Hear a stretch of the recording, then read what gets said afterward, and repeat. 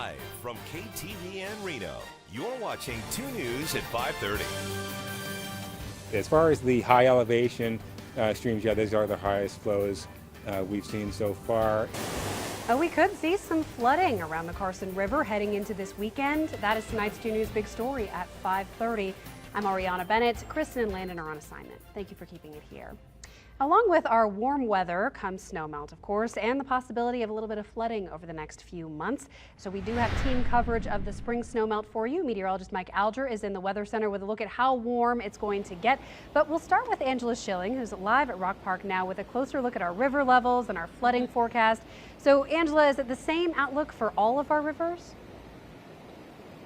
No, it's really not. But if you look behind me here, you can still see that the Truckee River is moving at a pretty good clip. But the Carson River, that one is actually closer to flood stage and is moving pretty quickly as well. Granted, this is just the beginning of the warm season.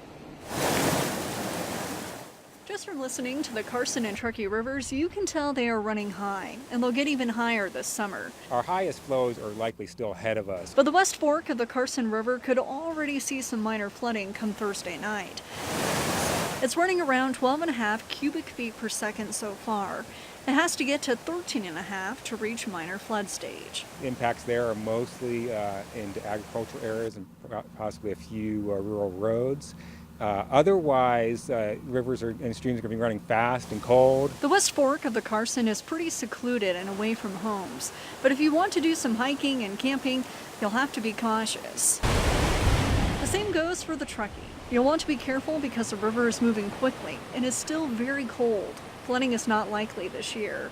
The Truckee will probably reach its highest flows towards the beginning of summer because of melting snow. This is a good thing to get some of that snow and reduce that contributing area before we have much more energy available to melt the snow from the sun and the warmth that we'll get inevitably in mid to late May and into June. What we don't want are extremes in temperature and rain. That causes the snow to melt rapidly.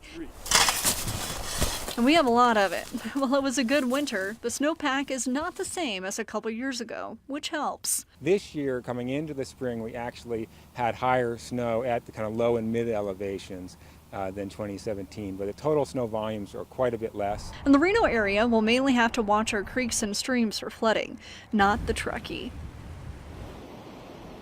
And keep in mind that the river usually reaches its highest peak at night. So if you plan on hiking or camping, you're definitely going to want to keep a safe distance, especially overnight. Covering the story live, Angela Schilling, 2 News. Oh, that's a good tip. I actually didn't know that. All right, Angela, thank you.